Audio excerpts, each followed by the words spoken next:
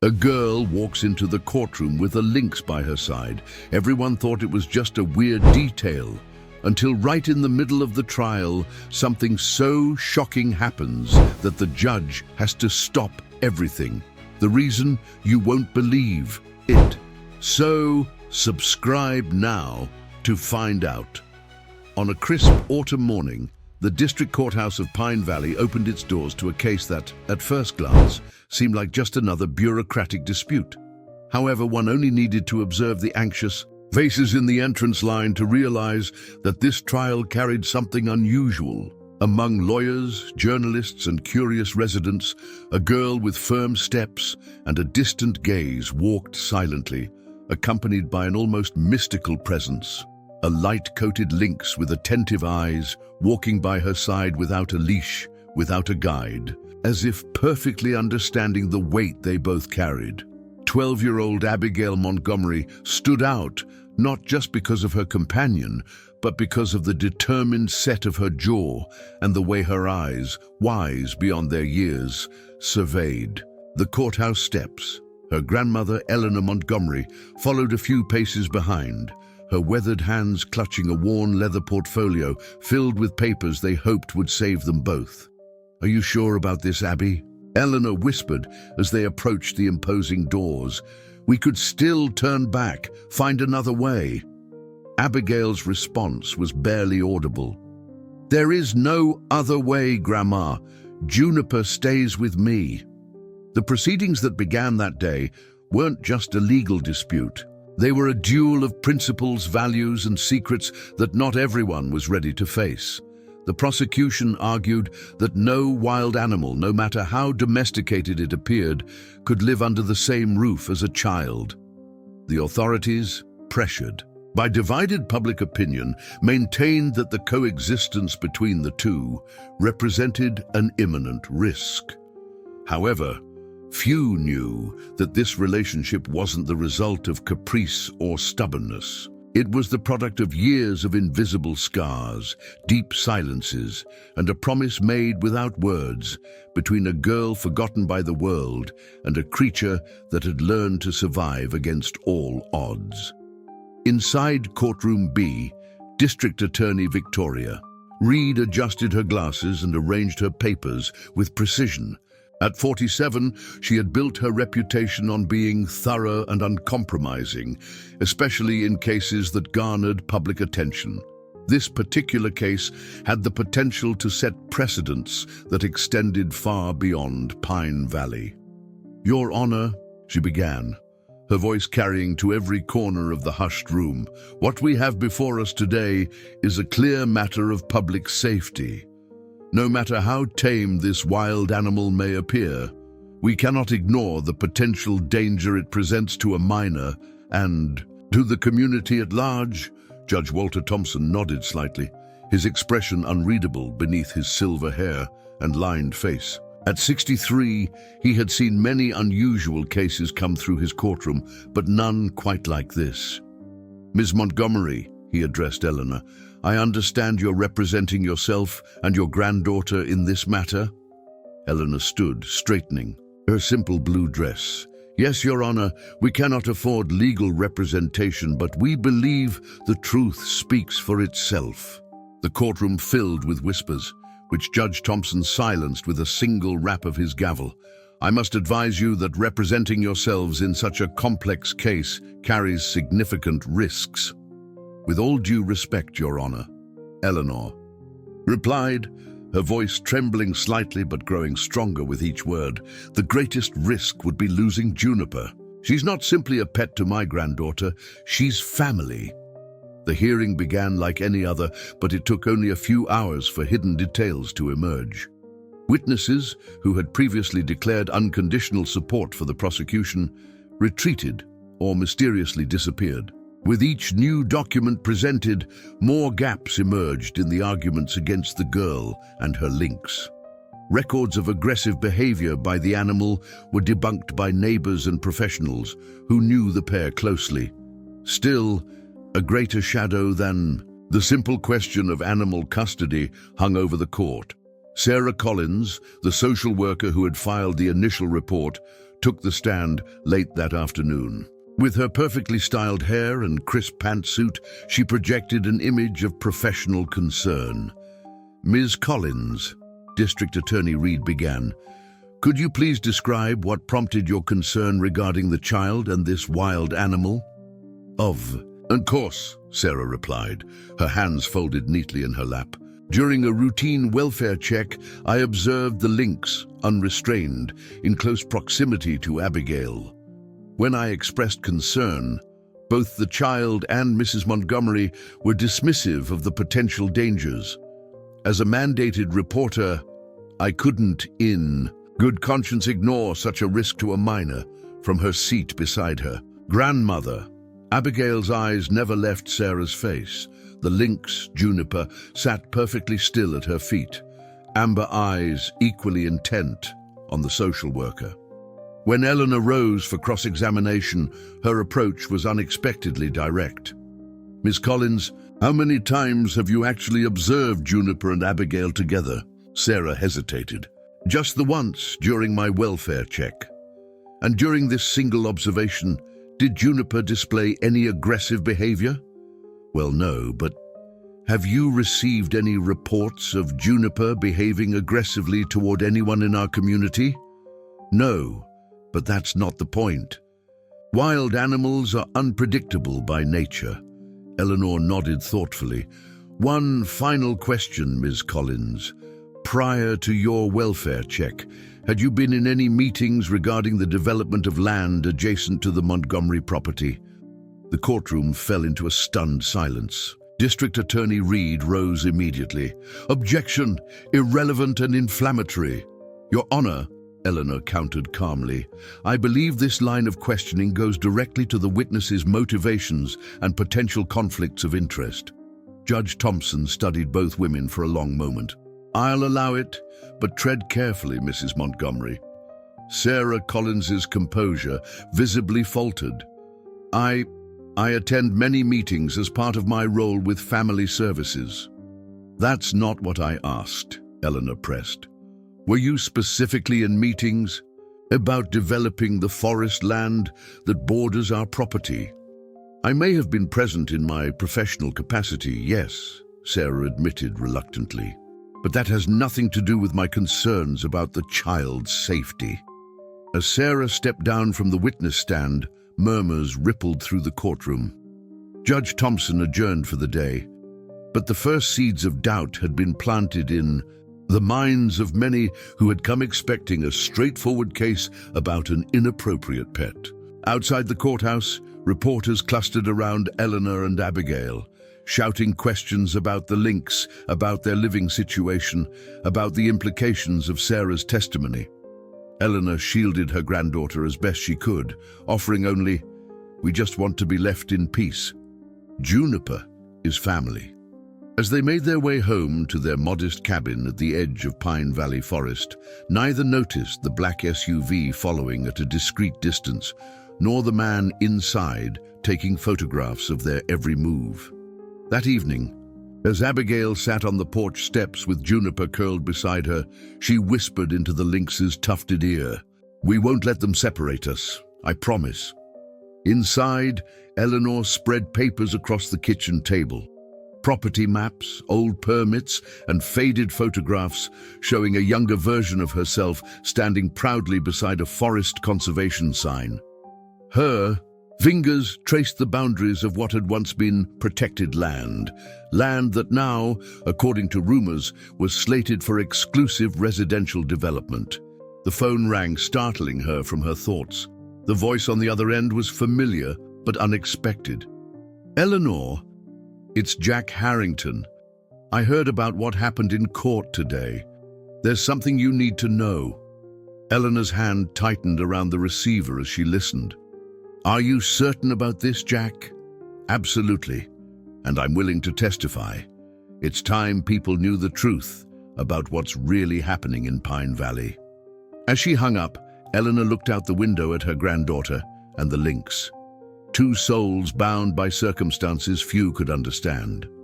Tomorrow would bring the second day of trial, and with it the first of many revelations that would shake the foundations of their small town. What no one in Pine Valley realized yet was that the battle over one girl's right to keep her unusual companion was about to expose secrets that powerful people had spent years and considerable resources keeping buried. The second day of the trial dawned with an unexpected development.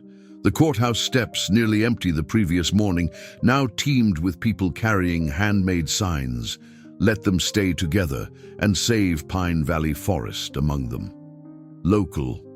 News vans lined the street, their satellite dishes stretching skyward like metal trees. Inside, Judge Thompson surveyed the packed gallery with mild surprise. "I see we have quite an audience today," he remarked, before calling the court to order. District Attorney Reed seemed unfazed by the increased attention. Her first witness of the day was Dr. Martin Wells, a wildlife biologist specializing in predator behavior. "Dr. Wells," she began, after establishing his credentials, "in your expert opinion, can a wild lynx, even one raised around humans, ever be considered safe to live with a child?" The biologist adjusted his glasses. "While individual animals may show varying levels of habituation to humans, the scientific consensus remains that predators retain their instinctual behaviors. A stimulus we cannot predict, a sudden movement, a sound, even a smell, could trigger an aggressive response. And in your professional assessment, what would be the appropriate environment for such an animal?" "A wildlife sanctuary with trained handlers and appropriate enclosures, Doctor," Wells replied without hesitation, "or ideally, reintroduction to a suitable wild habitat away from human settlements." Eleanor's cross-examination was brief but pointed. "Dr. Wells, have you personally observed Juniper with my granddaughter?" "No, I have not." Are you aware that Juniper was born in captivity to parents who were part of a government-sponsored reintroduction program for the threatened North American lynx population?" Dr. Wells hesitated. "I wasn't provided with that specific information, no. And if such documentation existed, would that change your assessment of this particular animal's behavior patterns?" "It might be relevant to understanding the animal's background, yes." As the biologist stepped down, Eleanor called their first witness, Jack Harrington, a retired forest ranger whose weathered face and sun-spotted hands spoke of decades spent outdoors. At 68, he moved slowly to the stand, but his voice carried the clear authority of someone intimately familiar with his subject. "Mr. Harrington," Eleanor began, "could you tell the court about your experience with the lynx reintroduction program in Pine Valley Forest?" Jack nodded, settling into his testimony like someone preparing to tell a long, important story. "It was back in 2010. The Forest Service partnered with the Wildlife Conservation Department on a pilot program to reintroduce lynx to areas where they'd been wiped out by overhunting and habitat loss. Pine Valley was selected because of its isolation and suitable prey population. And what happened to that program?" "It was proceeding well. We had 3 breeding pairs successfully establishing territories when suddenly funding was cut. No explanation given. We were ordered to relocate the animals to a facility in Montana. But one pair had already had a litter. A female kit went missing during the relocation." Eleanor produced a folder of documents. "Your Honor, I'd like to enter these records as evidence. They confirm not only the existence of the program Mr. Harrington described, but also document the missing lynx kit, who was later found by my granddaughter and has been living with us ever since." Judge Thompson accepted the documents, reviewing them briefly before passing them to the court clerk. "And how exactly did your granddaughter come to find this animal, Mrs. Montgomery?" Before Eleanor could answer, District Attorney Reed interjected. "Your Honor, while this background is certainly interesting, it doesn't address the fundamental safety concerns. I believe it goes directly to establishing Juniper's unique circumstances." Eleanor countered, and to understanding why certain parties might have motives beyond public safety for removing her from our care. The judge considered this. "I'll allow it, but please be expedient, Mrs. Montgomery." Eleanor nodded, turning back to Jack. "Mr. Harrington, did you ever learn why the reintroduction program was suddenly terminated?" The old ranger's expression darkened. "Not officially, but rumors circulated that development interests were eyeing the area. A wilderness with endangered predators is much harder to get rezoned for building." "Objection!" Reed stood. "Speculative and hearsay." "Sustained," Judge Thompson ruled. "The witness will stick to facts within his direct knowledge." Jack straightened in his seat.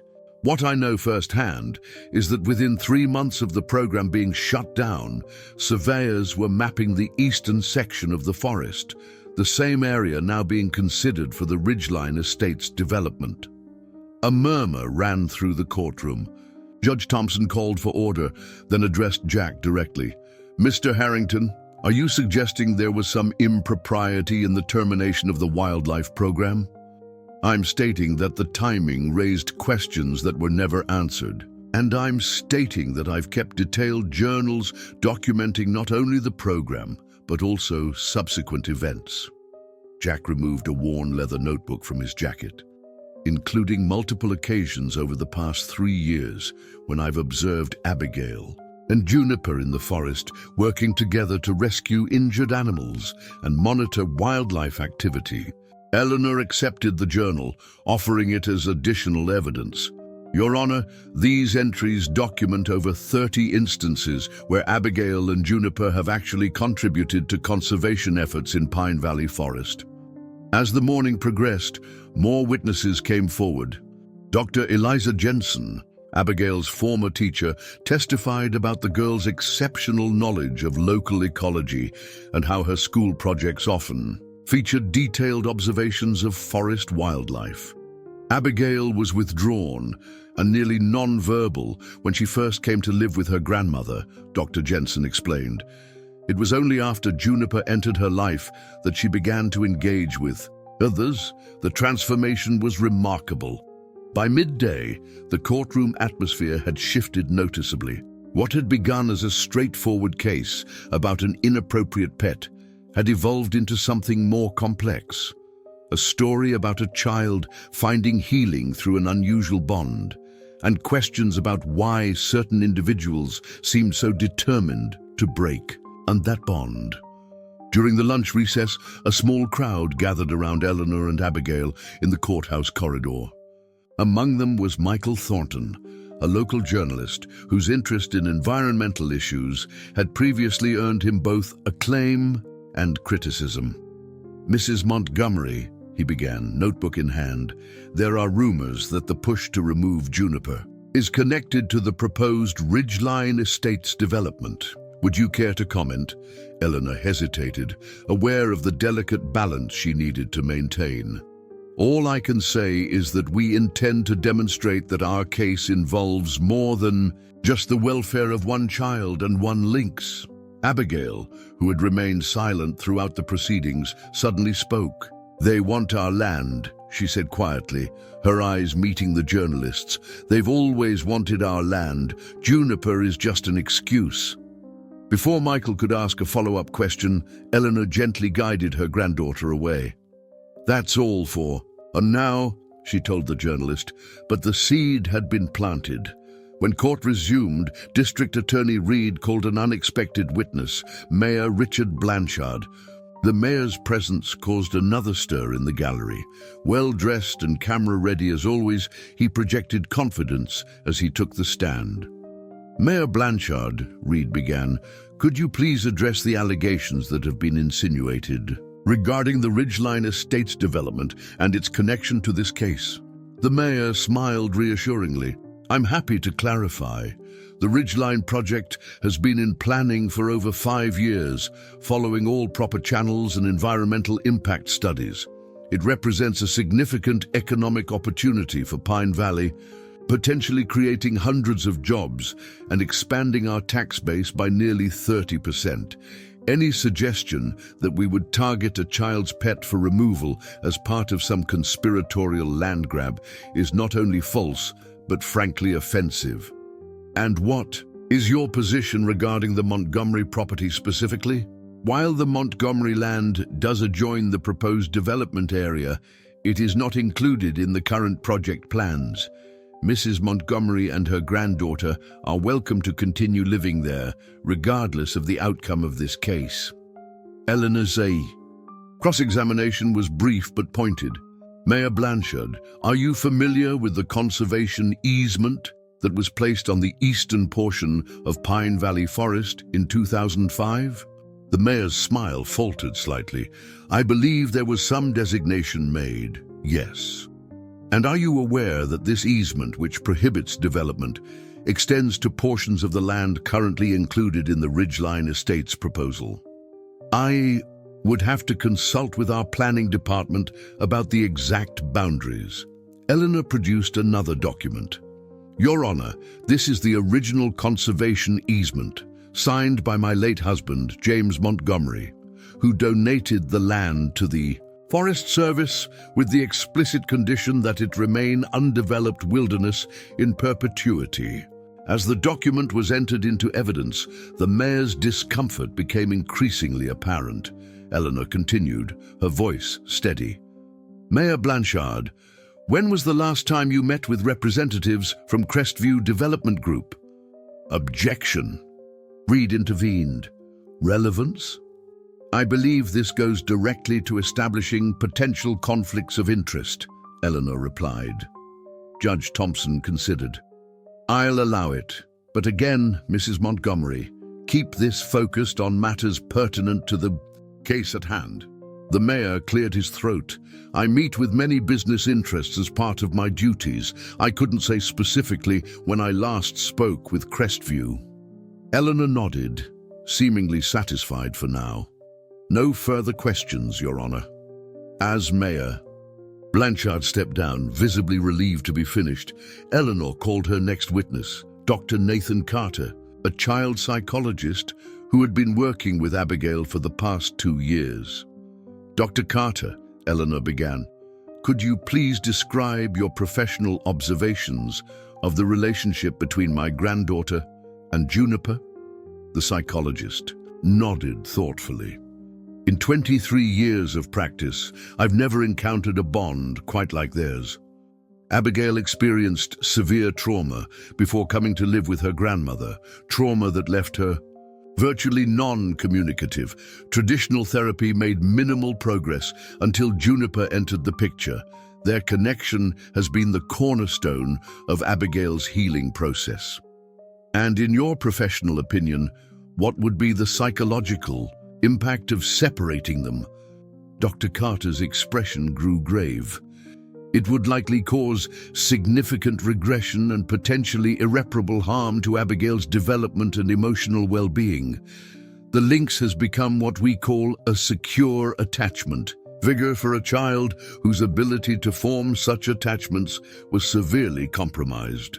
Removing that figure now could undo years of therapeutic progress. As the second day of testimony drew to a close, Judge Thompson addressed the court. It's clear that this case has dimensions beyond what was initially presented. We'll reconvene tomorrow morning at 9. Court is adjourned. Outside, as twilight settled over Pine Valley, Eleanor noticed a familiar black SUV parked across from the courthouse. This time, she made a point of noting the license plate number before guiding Abigail toward their truck. Whatever forces were aligning against them, she was becoming increasingly certain that the truth, whatever it might cost, was their only real protection.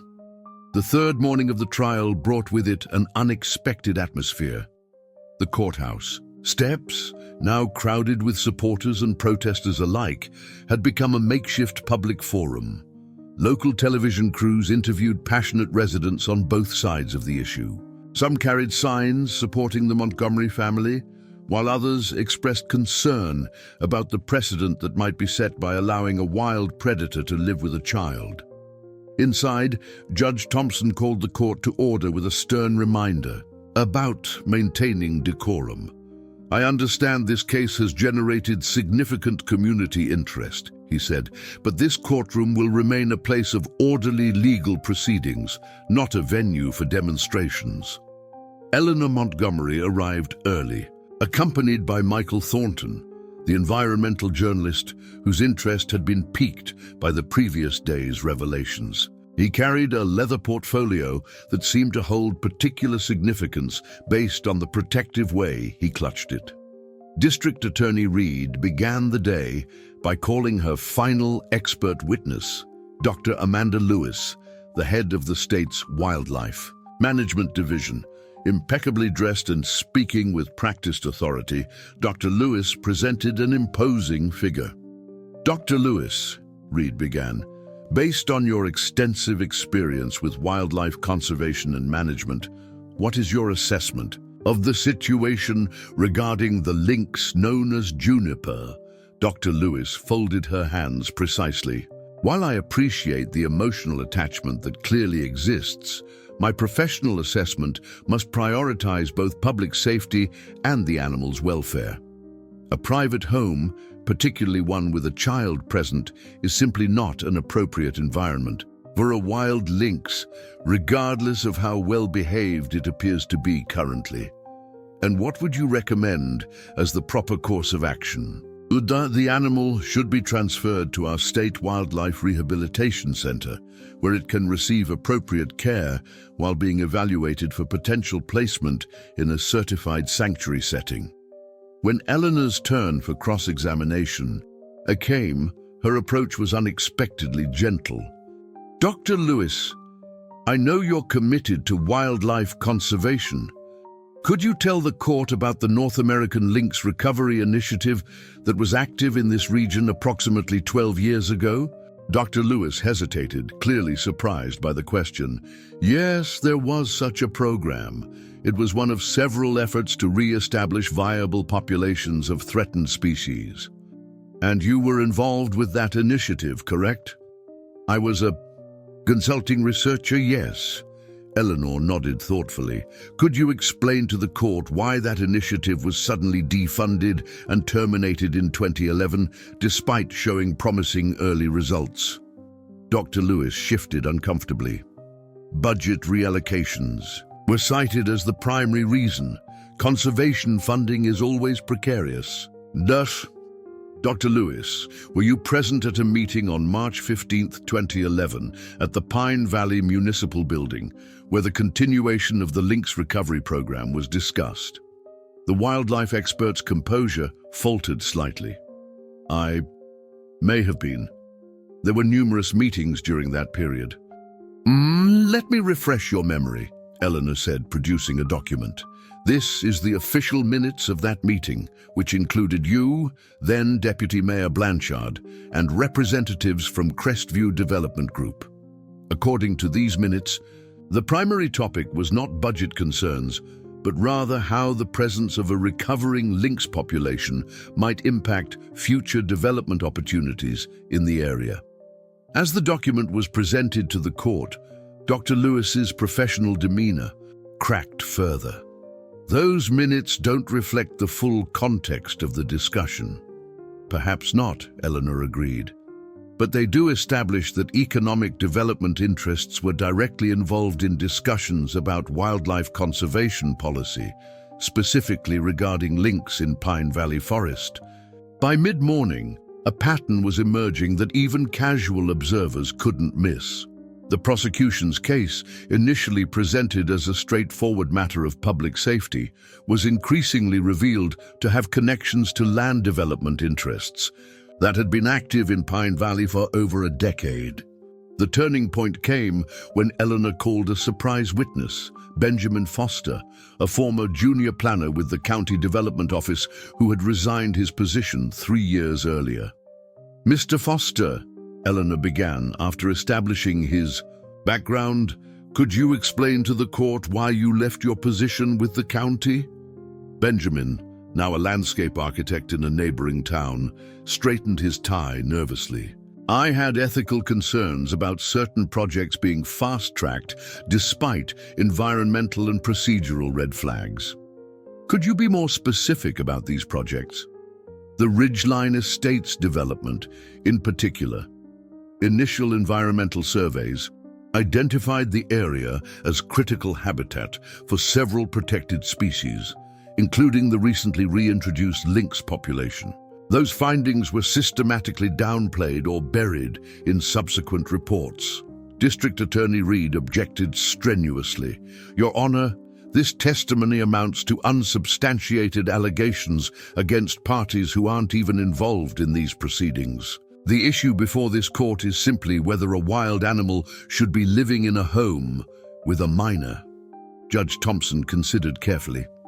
Mrs. Montgomery, while I understand you're attempting to establish a broader context, I need you to draw a clearer connection between these development matters and the specific issue of the lynx in your home. Eleanor nodded respectfully. Your Honor, I believe the next witness will help establish that connection explicitly. She turned back to Benjamin. Just one more question, Mr. Foster. During your time with the county, did you ever hear specific discussions about the Montgomery property and its strategic location relative to the Ridgeline project? Yes, Benjamin replied firmly. The Montgomery land, along with the adjacent public forest land, was repeatedly referenced as the final hurdle for the full-scale development that Crestview ultimately envisioned. When Benjamin stepped down, Eleanor called Lisa Warren, the whistleblower whose anonymous letter to the judge had hinted at deeper motivations behind the case against Abigail and Juniper. As Sarah Collins's former assistant at Family Services, Lisa had been privy to conversations and documents that painted a troubling picture. Ms. Warren, Eleanor began, could you explain to the court what prompted you to come forward? Lisa, a petite woman in her early 30s, seemed nervous but determined. I became concerned when I noticed a pattern in how cases were prioritized. The Montgomery case was flagged as high priority despite having none of the risk factors that typically warrant such designation. And did you observe anything that might explain this unusual prioritization? Yes, I saw emails between Ms. Collins and Mayor Blanchard discussing the Montgomery situation as an impediment to progress that needed to be resolved quickly. When I asked Ms. Collins about this directly, she told me to mind my own business if I wanted to keep my job. The courtroom erupted in murmurs. Judge Thompson called for order, his gaze stern as he surveyed the gallery. District Attorney Reed's cross-examination was aggressive. Ms. Warren, isn't it true that you were terminated from your position? For performance issues? That was the official reason given, Lisa acknowledged. But it came immediately after I started asking questions about the Montgomery case. Do you have copies of these alleged emails you claim to have seen? No. I didn't have access to them after my termination. So we're simply expected to take your word, the word of a disgruntled former employee, over that of respected community officials. Lisa hesitated, then replied with unexpected firmness. I understand how it looks, but I know what I saw, and I couldn't stay silent, knowing that a child's well-being was being sacrificed for a development deal. The momentum shifted decisively when Michael Thornton was called to testify. The journalist approached the stand carrying the portfolio Eleanor had noticed earlier. Mr. Thornton, Eleanor began, could you explain to the court your professional background and your interest in this case? I've been an investigative journalist focusing on environmental issues for 15 years, he explained. I became interested in this case when I noticed parallels to a pattern I've documented in other communities, where child welfare concerns are sometimes leveraged to facilitate land transfers or development approvals. And what, if anything, have you discovered regarding such patterns in Pine Valley? Michael opened his portfolio. Over the past 72 hours, I've conducted research into the financial structure of the Ridgeline Estates project. What I found was a complex web of shell companies, all leading back to Crestview Development Group, a company in which Mayor Blanchard holds a significant silent partnership along with the heads of several county departments, including family services. He produced a stack of documents. These are public records, corporate filings, and bank transfers that establish these connections beyond reasonable doubt. Most troublingly, they show that the Montgomery property and the adjacent forest, land with its conservation easement, are actually central to Phase 2 of the Ridgeline project, despite the mayor's claims to the contrary. As the documents were entered into evidence, Judge Thompson's expression grew increasingly grave. District Attorney Reed, visibly shaken by these revelations, attempted to discredit Thornton's findings. But the journalist's meticulous documentation left little room for denial.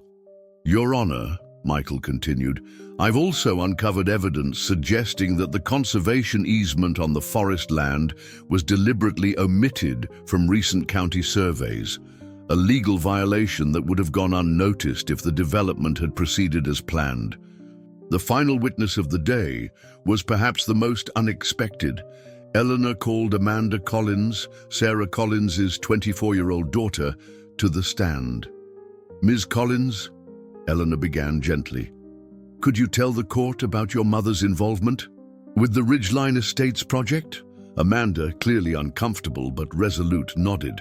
"My mother has been involved with Crestview development since before I was in high school. She and Mayor Blanchard have been close friends for years. I've overheard many conversations about how the Montgomery problem needed to be handled." "No. And what specifically did you understand this problem to be?" "Initially, it was just about the conservation easement on the forest land. But after Abigail found the Lynx, it became more complicated. Having an endangered species on adjacent property made development nearly impossible from a regulatory standpoint. So the concern about Juniper living with Abigail wasn't primarily about safety?" "No," Amanda admitted, her voice quiet but clear. "It was about creating a pretext to remove both them and the Lynx from the property. I came forward because what they're doing isn't right. Abigail has been through enough, and Juniper is the only thing that's helped her heal." As the day's proceedings came to a close, Judge Thompson appeared deeply troubled by the testimony he had heard. "In light of today's revelations, I'm ordering all documents related to the Ridgeline Estates project to be submitted to the court for review. We'll reconvene tomorrow at 10 a.m. Outside the courthouse, reporters swarmed around Eleanor, Abigail, and their growing circle of supporters. The local television station interrupted regular programming to provide live coverage of what had transformed from a simple custody case into a potential scandal involving the highest levels of local government. As evening fell over Pine Valley, a small convoy of vehicles made its way to the Montgomery cabin. Eleanor had invited Jack Harrington, Michael Thornton, Benjamin Foster, and Lisa Warren to join them for dinner, not only to prepare for the next day's proceedings, but to create a protective presence around Abigail and Juniper. In the quiet kitchen, as the adults discussed strategy in low voices, Abigail sat on the back porch with Juniper beside her. The Lynx's ears twitched alertly at every sound from the surrounding forest, a forest that had become central to a battle far larger than anyone had anticipated. "We'll be okay," Abigail whispered, stroking the animal's soft fur. "They can't hide the truth anymore." For the first time since the trial began, the shadow of fear that had clouded her eyes seemed to lift slightly, replaced by something that looked almost like hope. The fourth day of the trial dawned with a palpable shift in Pine Valley's atmosphere. What had begun as a curious local case had mushroomed into a full-blown controversy, drawing news crews from state outlets and even a representative from a national environmental advocacy group. The courthouse square had become a makeshift community gathering place, with local vendors setting up coffee stands for the growing crowd of spectators. Inside the courtroom, an unexpected figure sat in the front row behind Eleanor and Abigail. Senator Thomas Whitmore, whose environmental voting record had earned him both devoted supporters and powerful enemies. His presence sent a clear message. The implications of this case now extended far beyond Pine Valley's borders. Judge Thompson opened the proceedings with an uncharacteristically stern announcement. Based on evidence presented to this court yesterday, I have referred certain matters to the State Attorney General's office for further investigation. However, we will proceed with the case before us regarding the custody of the animal known as Juniper. District Attorney Reed appeared noticeably subdued as she approached the bench. Your Honor, in light of recent developments, the state wishes to call one additional witness, Gregory Reynolds, Executive Director of the Northeast Wildlife Sanctuary. Mr. Reynolds, a tall man with a neatly trimmed beard and the weathered look of someone who spent considerable time outdoors, took the stand with a professional demeanor. Mr. Reynolds, Reed began, your sanctuary has offered to take custody of the lynx in question. Could you describe the facilities and care that would be provided? Certainly, he responded. Our sanctuary encompasses over 500 acres of protected habitat, specifically designed to accommodate native species like the North American lynx. We employ full-time wildlife veterinarians and behaviorists who specialize in the rehabilitation and care of predator species. And what would daily life look like for this particular animal at your facility? Juniper would have a spacious, naturalistic enclosure with appropriate enrichment. While she would not be entirely wild, she would be living in a setting that honors her natural instincts and biology far more appropriately than a human home. When Eleanor cross-examined Reynolds, her approach was unexpectedly conciliatory. Mr. Reynolds, I appreciate the important work your sanctuary does. Are you familiar with the particular circumstances of Juniper's history? I've been briefed on the basics, that she was born in captivity as part of a reintroduction program and subsequently raised in a human household. Eleanor nodded. And in your professional experience, what typically happens to animals with significant human imprinting when they're suddenly separated from their primary human attachments? Reynolds hesitated, professional caution warring with ethical honesty. It can be challenging. Many animals experience significant stress, sometimes manifesting in self-destructive behaviors or health decline. In your opinion, would regular visits from Abigail mitigate some of that stress for Juniper? Potentially, yes. We do sometimes allow ongoing contact in cases of strong attachment, though it's generally phased out over time. Eleanor considered this information carefully before asking her final question. Mr. Reynolds, if evidence demonstrated that Juniper and Abigail's relationship was not merely a pet-owner dynamic, but a therapeutic partnership beneficial to both, would that change your assessment? My priority is animal welfare, Reynolds replied thoughtfully. If convincing evidence showed that separation would cause more harm than good to the lynx, then yes, I would reconsider my recommendation.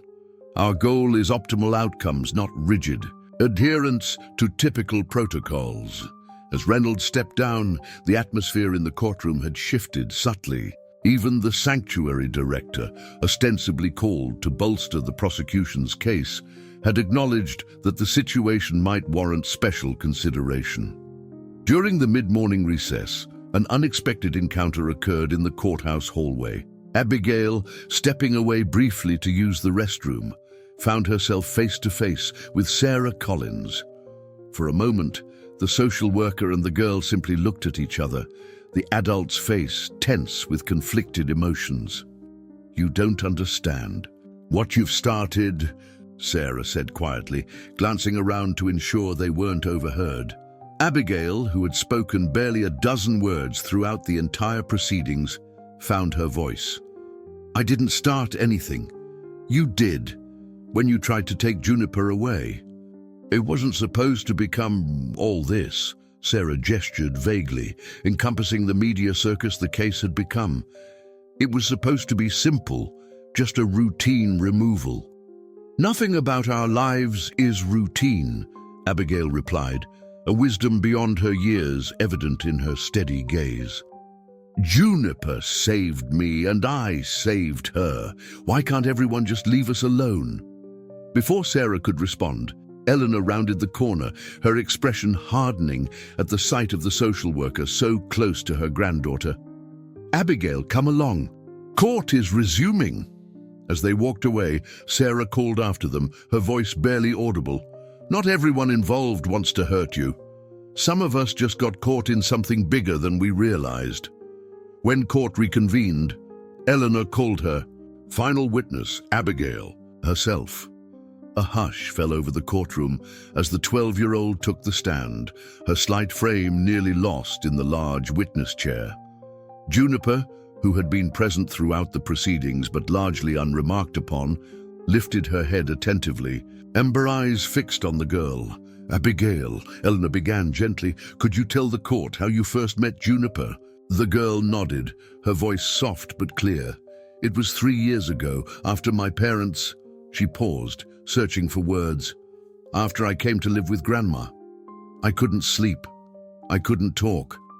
I would walk in the forest because it was the only place I didn't feel like I was suffocating." "And that's where you found Juniper?" "She found me, actually." For the first time since the trial began, a faint smile crossed Abigail's face.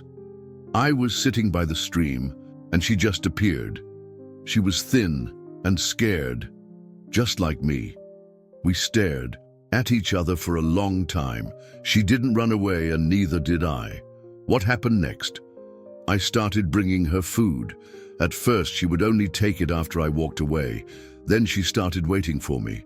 After a few weeks, she followed me home. Grandma was worried at first, but she saw how Juniper was always gentle, always watching out for me." "And how has Juniper helped you, Abigail?" The girl's gaze dropped to her hands. "Before Juniper, I couldn't sleep without nightmares. I couldn't talk about what happened. But with her next to me, I started sleeping through the night. I started talking again, to her first, then to Grandma, then at school. Dr. Carter says she made me feel safe enough to start healing." "What do you and Juniper do together in the forest?" "We help animals that are hurt or trapped. Juniper can find them, even when they're hidden. She's gentle with the small ones, and she warns me if there's danger, like the time she kept me from stepping on a rattlesnake. We also check the wildlife cameras Mr. Harrington set up for his research. I keep journals about what we see, the birds and deer and foxes. It's important to know who lives there if we want to protect the forest." District Attorney Reed's cross-examination was noticeably gentle. Her earlier aggressive stance softened considerably. "Abigail, do you understand that many people are concerned about your safety, living with a wild predator?" "Juniper isn't just a predator," Abigail replied simply. "She's my friend, my family. She's never hurt me or anyone else. Have you considered the possibility that as she grows older, her wild instincts might become stronger?" "She's already grown up. She's 5 years old now. Mr. Harrington says that's fully mature for a lynx. And she's less wild than some of the dogs in town. She's only ever protective, never aggressive." As Abigail stepped down from the witness stand, Judge Thompson addressed her directly. "Thank you for your testimony, young lady. It can't have been easy to speak in front of all these people." In a surprise move, District Attorney Reed rose. "Your Honor, in light of the testimony heard today and certain irregularities that have come to light regarding the origins of this case, the state would like to request a brief recess to reassess our position." The judge nodded. "Court will recess until 1 o'clock. During the lunch break, an unexpected drama unfolded. Mayor Blanchard, who had been conspicuously absent that morning, arrived at the courthouse accompanied by 2 men in business suits. They headed directly for District Attorney Reed, who was conferring with her team on the courthouse steps. Though their conversation was hushed, the tension was evident to onlookers. At one point, the mayor gesticulated forcefully, his face flushed with anger. Reed's response, while inaudible to bystanders, was clearly firm, her posture unyielding. After several minutes, the mayor stormed off, leaving his companions to hurry after him. Michael Thornton, who had witnessed the exchange, approached Reed cautiously. Difficult conversation? The district attorney regarded him warily. The mayor seems to believe I should pursue this case more aggressively, regardless of the evidence that's emerged. He was displeased when I suggested that the state's priorities might be shifting. And are they? Reed's professional mask slipped momentarily, revealing genuine conflict. Let's just say I became a prosecutor to uphold the law, not to facilitate land grabs disguised as child welfare concerns. When court resumed at 1 o'clock, an air of anticipation filled the room. Judge Thompson called the court to order, then addressed the district attorney. Ms. Reed, I believe you indicated a possible reconsideration of the state's position. Reed rose, straightening her jacket. Yes, Your Honor, in light of the cumulative evidence presented, particularly regarding the unique therapeutic relationship between the child and the animal as well. As questions about the motivations behind the initial complaint, the state is amending its petition. We now seek a conditional resolution rather than removal. A murmur of surprise rippled through the courtroom. Judge Thompson raised an eyebrow. Please elaborate. The state proposes that Juniper be legally classified as a therapy animal rather than as a pet or wildlife, subject to regular evaluations by qualified professionals. This would require the Montgomerys to obtain appropriate insurance and permits, but would allow the Lynx to remain in the home. Additionally, we request that Mr. Reynolds' sanctuary be designated as a consulting resource to ensure appropriate care standards are maintained. Eleanor exchanged a startled glance with Abigail. This unexpected compromise offered a path forward that neither had anticipated. Judge Thompson considered the proposal. Mrs. Montgomery, what is your response to this amended petition? Eleanor rose slowly. Your Honor, while we maintain that the original complaint was without merit and potentially motivated by improper considerations, we are willing to accept the state's proposal in the interests of resolving this matter and providing stability for my granddaughter. Very well, the judge nodded. I'll take this under advisement overnight and deliver my ruling tomorrow morning. Court is adjourned. As the gallery began to clear, an unexpected figure approached Eleanor and Abigail, Sarah Collins. The social worker's professional composure had cracked, revealing a woman visibly wrestling with her conscience. Mrs. Montgomery, she began hesitantly, I need to. She faltered, then straightened her shoulders. I've submitted my resignation from family services, effective immediately, and I've provided a full statement to the Attorney General's office regarding the pressure I was under to target your family. Eleanor regarded her with measured caution. Why tell us this now? Because what's happening isn't right, Sarah replied simply. I got involved thinking I was protecting a child, not helping powerful people steal land and undermine conservation efforts.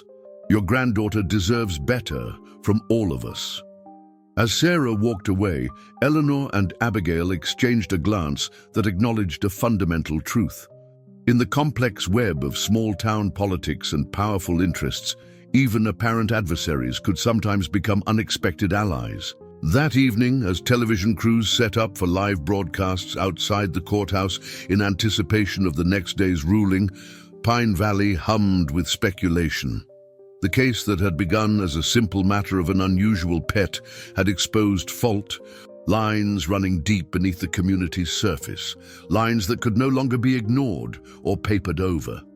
In the Montgomery cabin, as darkness settled over the forest, Abigail sat on her bed with Juniper curled beside her, the lynx's rhythmic purring a comforting counterpoint to the day's tensions.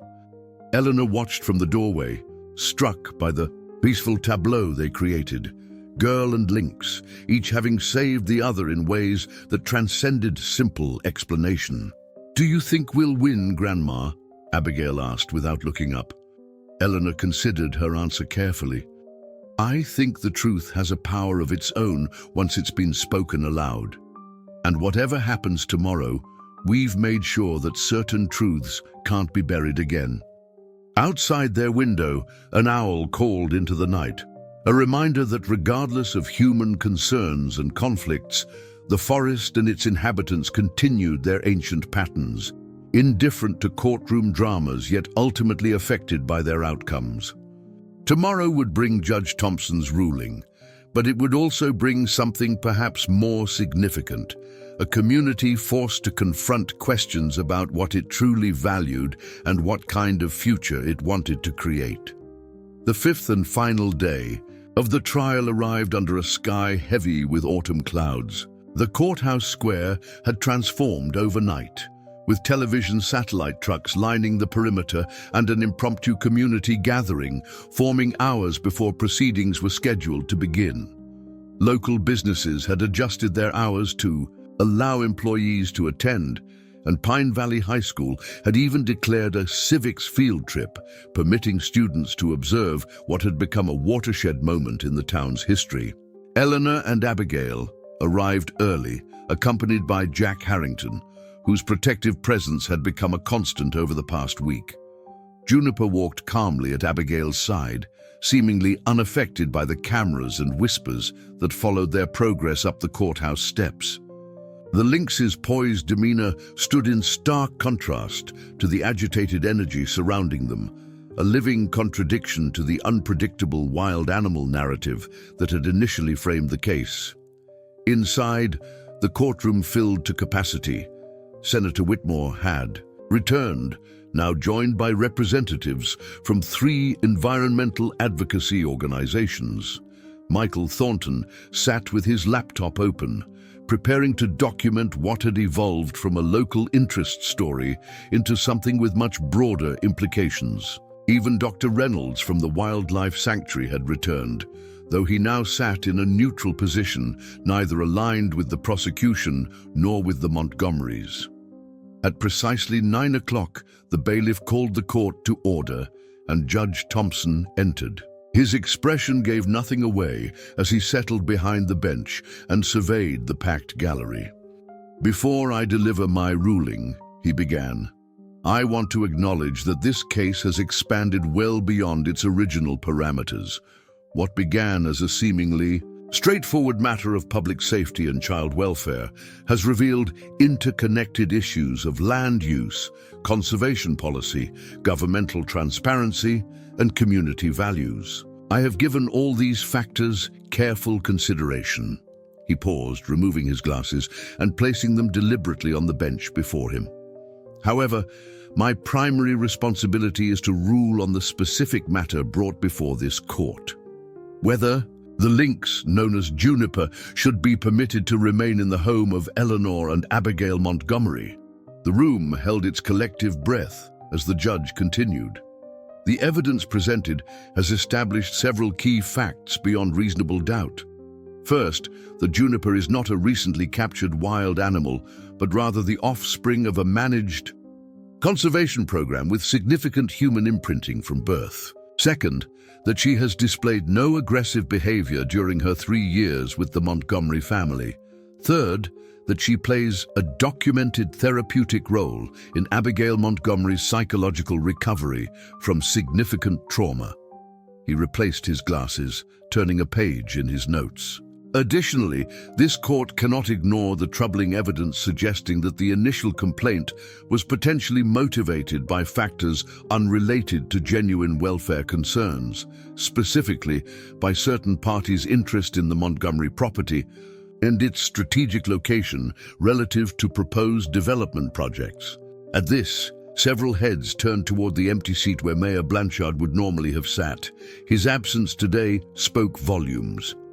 "After weighing all testimony and evidence, I find that the state's amended petition offers an appropriate middle ground that acknowledges both legitimate public interest concerns and the unique circumstances of this case. Therefore, I am issuing the following ruling. Judge Thompson lifted a document and read formally. The lynx known as Juniper may remain in the custody of the Montgomery family, contingent upon the following conditions.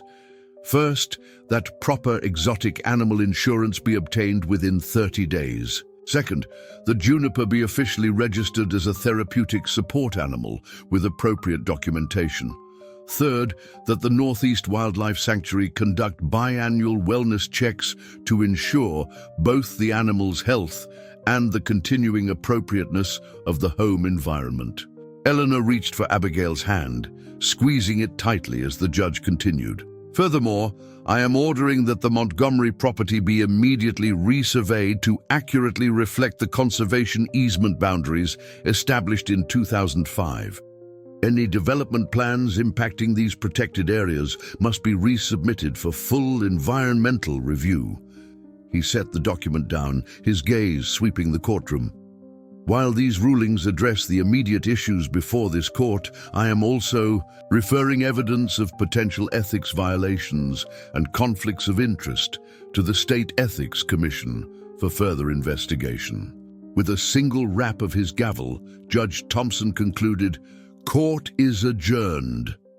The gallery erupted in a mixture of applause, exclamations, and hurried movements as reporters rushed to file their stories. Abigail knelt beside Juniper, burying her face in the lynx's soft fur as tears of relief streamed down her cheeks. Eleanor found herself surrounded by supporters offering congratulations, and various community members who had become unexpected allies during the past week. Outside the courthouse, the scene resembled a spontaneous festival more than the conclusion of a legal proceeding. Local musicians had set up near the courthouse steps, playing folk songs with hastily revised lyrics, celebrating the brave girl and her lynx. Children from Abigail's school waved hand-drawn signs depicting Juniper with cartoon speech bubbles, saying, "Thank you, Pine Valley." Amidst the celebration, Eleanor noticed Sarah Collins standing quietly at the periphery, observing the scene with an expression that mingled relief with regret. Eleanor made her way through the crowd to reach the former social worker. "Thank you," she said simply. "Your testimony made a difference." Sarah shook her head, slightly. "I should have spoken up sooner. I knew something wasn't right, but I told myself it wasn't my place to question my superiors." "What will you do now?" Eleanor asked. "I'm not sure, but I'm meeting with Senator Whitmore's staff this afternoon. Apparently, they're interested in my perspective on how child welfare services are sometimes misused." As they spoke, Michael Thornton approached with Gregory Reynolds from the Wildlife Sanctuary. "Mrs. Montgomery," Reynolds began, "I want you to know that I intend to make our mandated check-ins as non-intrusive as possible. This isn't about finding reasons to remove Juniper. It's about ensuring you have the support and resources you need." "We appreciate that," Eleanor replied. "And perhaps your expertise could help us with something larger. Jack Harrington and I've been discussing the possibility of reviving the Lynx reintroduction program in a different section of the forest, one that's already fully protected." Reynolds' eyes widened with interest. "That would be... well, it would be extraordinary. The genetic diversity of the captive population is limited. Having Juniper's lineage represented in a new wild population would be incredibly valuable."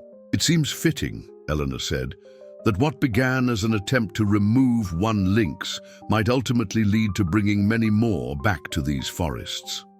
Meanwhile, Abigail had found herself approached by a group of classmates who had previously kept their distance.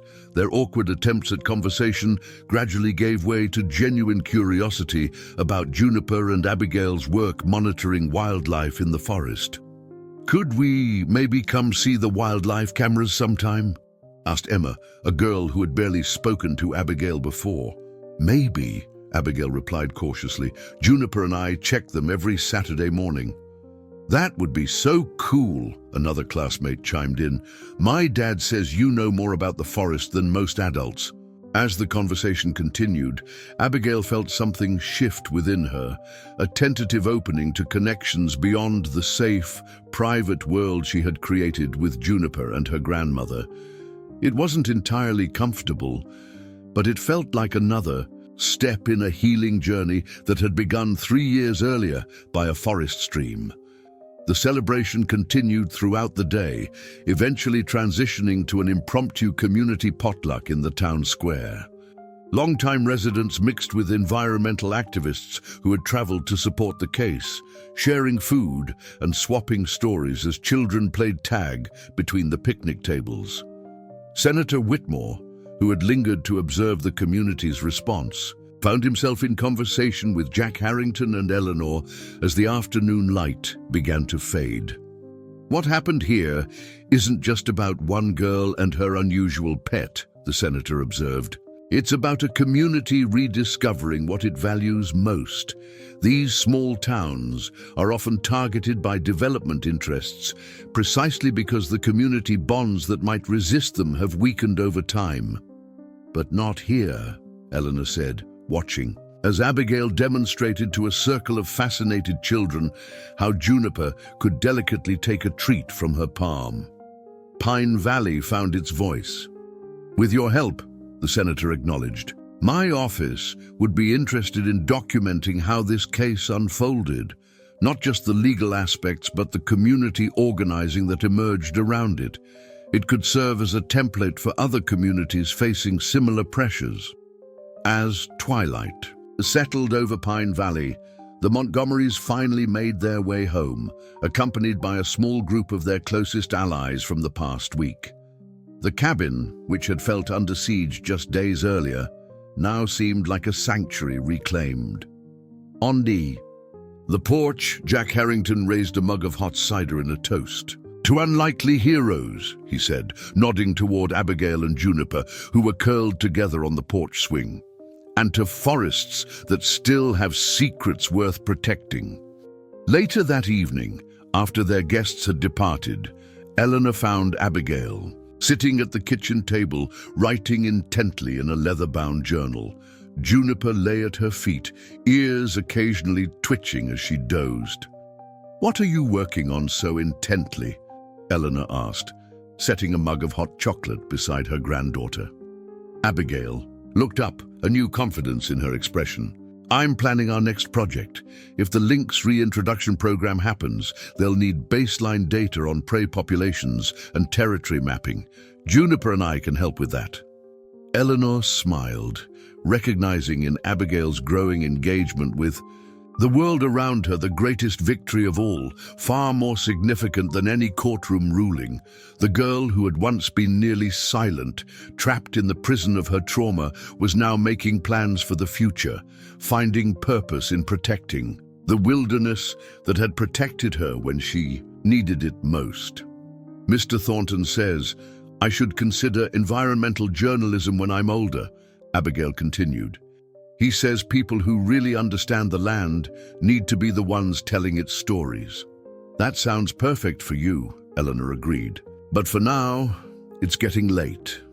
As Abigail prepared for bed, Eleanor stepped outside onto the porch, gazing toward the dark line of trees that marked the forest's edge.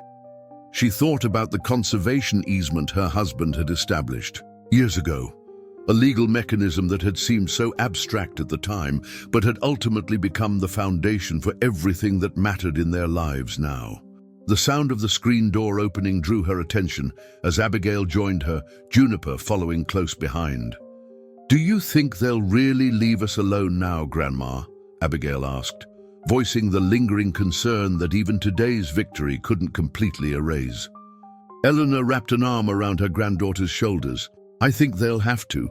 Too many people are watching now. Too many people care. What began as our private battle has become something larger." And indeed, across Pine Valley that night, conversations in dozens of homes centered on the same themes: the value of conservation, the power of community action, and the unexpected bond between a girl and a lynx that had revealed truths many had preferred to ignore. In the mayor's empty office, a resignation letter lay on the otherwise cleared desk, its contents already leaked to the local press. In Sarah Collins' apartment, carefully organized files waited to be delivered to the State Attorney General's investigators in the morning. And in newsrooms beyond Pine Valley, editors were beginning to ask questions about similar development patterns in other small towns across the region. One case about an unusual pet had evolved into something much more profound, a reckoning with how communities define their values and protect their most vulnerable members, whether human or wild. As the autumn moon rose over Pine Valley Forest, Abigail finally fell asleep with Juniper maintaining her customary vigil at the foot of the bed. In her dreams, the forest expanded endlessly, filled with the padding feet of Lynx returning to their ancestral territories, their presence healing something long broken in the balance of the land. The legal battle was over, but its ripple effects were just beginning, transforming not only the futures of a girl and her Lynx, but also the community that had initially sought to separate them. What had begun as an attempt to silence one unusual bond had instead amplified voices that would not be quieted again. And in that transformation lay the truest form of justice. Not merely the righting of a single wrong, but the recalibration of an entire community's understanding of what truly mattered and what was worth protecting, even against the most powerful interests. Dear listeners, we hope that the story of Abigail and Juniper has touched your hearts and perhaps changed your perspective on the bonds we form in this world. For more emotionally compelling narratives like this one, we've created a special playlist featuring similarly captivating stories of courage, connection, and justice. You'll find it by clicking on the link to your left. If you've been moved by Abigail and Juniper's journey, please don't forget to subscribe to our channel and like this video. Every day, we bring you unique stories that explore life's complexities and celebrate the resilience of the human spirit. Don't miss our upcoming content. We have many more tales waiting to be told. What aspect of this story resonated most with you? Was it the unbreakable bond between girl and Lynx, the community coming together, or the triumph of truth over power? We're eager to hear your thoughts in the comments section below.